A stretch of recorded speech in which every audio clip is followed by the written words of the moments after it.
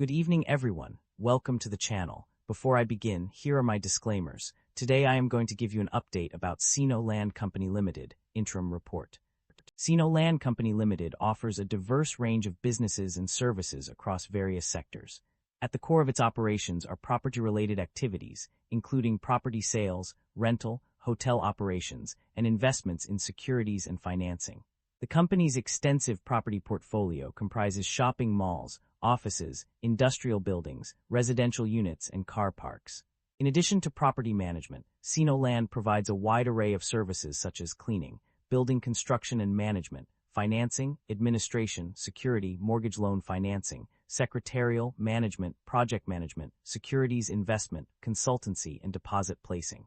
The company also operates hotels and engages in real estate agency and trustee-related services. Furthermore, the company's geographical presence spans across mainland China, Hong Kong, Singapore, and Sydney, with a total attributable floor area of approximately 18.9 million square feet. With its extensive portfolio and diverse range of services, Sino Land Company Limited has established itself as a prominent player in the industry. Sino Land Company Limited market capitalization of $110 billion is significantly larger than the average industry peer of roughly $4 billion. This shows that Sino Land Company Limited holds a significant advantage in their industry. Sino Land Company Limited trades at a higher price-to-earnings ratio of 28 times and a higher price-to-book ratio of 0.63 times relative within the industry. While the stock does not screen as absolutely cheap, mixed valuation signals relative to industry peers prevent a definitive conclusion. With the broader industry trading at lower valuation levels, this may reflect transitional pricing dynamics rather than clear mispricing, warranting further analysis of earnings quality, growth sustainability, and balance sheet strength. The balance sheet appears very conservative, with liabilities representing only 7% of total assets. While this indicates low financial risk, investors should examine the composition and quality of the company assets to determine whether they justify the current valuation. Average liabilities have declined over the past 5 years, indicating improving balance sheet discipline and reduced financial risk. Shareholder equity has grown consistently, but operating income growth is weak or inconsistent. Equity expansion may be driven by financing activities rather than core business profitability. Although shareholder equity has increased, the share count has risen while revenue is declining. This raises concerns that equity growth may be driven by dilution rather than business performance. The sustainability of the business model remains unproven. The company have a dividend yield of 5%. The income statement shows that the company revenue have been declining annually and operating income have not been increasing. This shows that the business is under pressure with rising cost and its management is unable to expand the business. The primary drivers of revenue growth or decline can be identified through a comprehensive analysis of various factors. On the growth side, successful sales activities from new projects and ongoing marketing initiatives across shopping malls have contributed significantly to revenue increase. The digital loyalty program, S+REWARDS, has also driven customer loyalty and retail consumption. Furthermore, supportive measures from the HKSAR government and strong property sales performance in Hong Kong have boosted revenue. Additionally, well-received launches of new residential projects and expectations of further interest rate cuts in 2026 have positively impacted revenue growth. The government land tenders won over the past 6 months and strong tourism sector, driven by international sporting events and financial summits, have also contributed to revenue increase. Retail sales growth, increase in visitors from Chinese mainland, and higher occupancy rates in Hong Kong hotels have further supported revenue growth. On the decline side, a soft retail environment at the beginning of 2025 and growing prevalence of online platforms offering free shipping into Hong Kong have put pressure on offline retail operators, leading to revenue decline.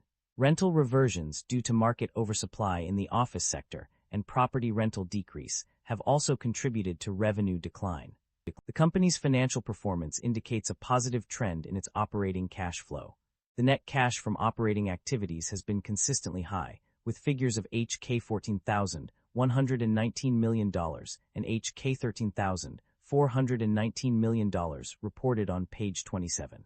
This suggests that the company is efficiently managing its day-to-day operations to generate significant amounts of cash. Furthermore, the operating cash flow has also shown a positive growth, with figures of HK5,000, $121 million, and HK5,000, $919 million reported on page 27. This indicates that the company's core business activities are generating sufficient cash to support its operations, thereby contributing positively to its overall financial health. Overall, these indicators suggest that the company is indeed generating positive operating cash flow. The company's debt level has undergone significant changes in certain areas, while remaining relatively stable in others. Notably, bank borrowings due within 1 year have decreased by 54%, from H-1,000, $799 million to H-132 million. However, non-current liabilities have seen an increase in bank borrowings due after 1 year, rising from $0 to $20 million. In contrast, the company's interest expenses have increased overall, rising from H-1,000 and $45 million to H-1,000, $234 million. This is evident in the higher interest expenses reported on the consolidated statement of financial position. Despite this increase, interest paid has actually decreased from 23 HK$ million to 31 HK$ million. The company's deposits, bank balances, and cash have also seen an increase, rising from HK$47,679 million to HK$53,201 million. This suggests that the company is managing its liquidity effectively, despite the changes in debt levels and interest expenses. Management's outlook on the company remains optimistic, with a favorable sector outlook in Hong Kong. The group is strategically repositioning One Central Place as premium residences to cater to the growing demand for luxury living. This move is part of the company's commitment to creating long-term value for stakeholders and communities through sustainable growth. The company's focus on sustainability is evident in its emphasis on building quality projects that promote environmental, social, and governance (ESG) principles. Management stresses the importance of strong fundamentals, deep customer insights, and an unwavering pursuit of excellence in driving business success. With a confident outlook for Hong Kong's tourism sector, the company is well positioned to capitalize on the growing demand for travel and hospitality services.